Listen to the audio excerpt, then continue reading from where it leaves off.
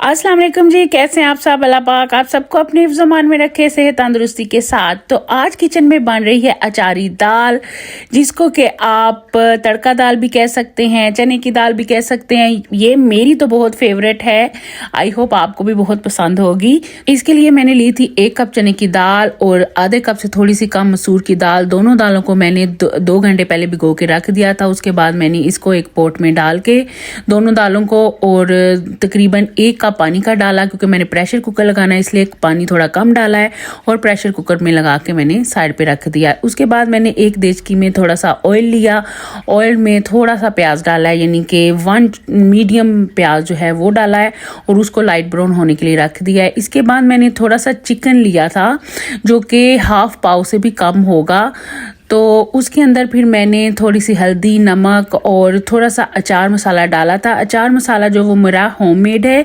मैं किसी दिन इन सब मसालों की आपको रेसिपी 1 बाय 1 करके दूंगी।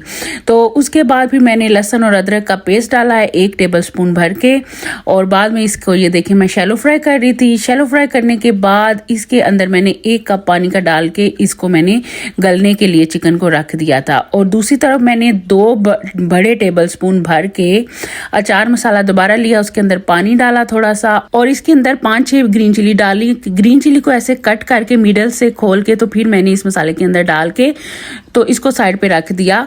इसको बाद में मैं दाल के अंदर डालूंगी। ये देखें दाल रेडी हो गई थी, मैं चेक कर रही थी कि ये गल गई है। जी हाँ, दाल गल गई थी और जो चिकन है वो भी गल गया था। मैं उस चिकन को ये देखें श्रेड कर रही थी। श्रेड करने के बाद मैंने इसको थोड़ा सा भूना और फिर इसके अंदर जो दाल थी वो गली हुई, वो उसके अंदर सारी दाल जो है वो मैंने डाल दी और थोड़ी देर चम्मच को हिलाने के बाद इसको मैंने मदने के साथ, जिसको मदानी भी कहते हैं, उसके साथ थोड़ा सा इसको घोट लिया था दाल को, ताकि ये जो ज़्यादा दाल है ना इसमें खड़ी खड़ी वो थोड़ी सी सॉफ्ट हो जाए और वो एक ग्रेवी की तरह बन जाए।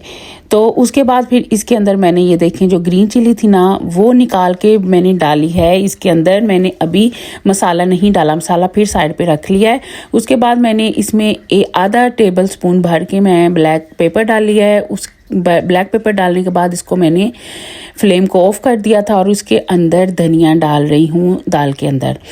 दूसरी तरफ मैंने इसके तड़के के लिए घी रख दिया था। घी के अंदर मैंने थोड़ा सा अदरक डाला है। अदरक को डालने के बाद जब हल्का सा शैलो फ्राई हो जाए तो फिर मैंने जो वो मसाला था ना रखा हुआ, अचार मसाला सारा भिगो के पानी के अंदर, वो मैंने इसके अंदर डाल दिया है तड़का लगाते टाइम।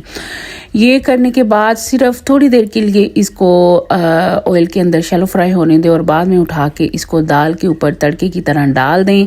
इसके आपने देखा होगा मैंने इसके अंदर लहसुन का तड़का नहीं लगाया। अगर आप चाहें तो इसमें थोड़ा सा प्याज भी डाल सकते हैं तड़का लगाते टाइम। तो ये देखें जी फाइनल लुक दाल की। दाल जो है ना बहुत ही मज़े की तैयार हुई थी और बहुत ही अच्छा इसमें अचारी टेस्ट आ रहा था। आप भी मेरी तरह ये दाल बना के देखें, आपको बहुत मज़ा आएगा। आप चीज़ों की क्वांटिटी जो मसालों की है वो अपनी मर्ज़ी से कम ज़्यादा भी कर सकते हैं। तो इस तरीके को फॉलो करें तो आपकी दाल बहुत ही मज़े की बनेगी। और ये दोनों दालों को मिक्स करके दाल बनाएं। तो आई होप आपको मेरा ये जो तरीका है दाल बनाने का अच्छा लगा होगा। मेरे चैनल को लाइक, शेयर एंड सब्सक्राइब करें और मुझे हमेशा अपनी दुआओं में याद रखें। अल्लाह हाफिज़।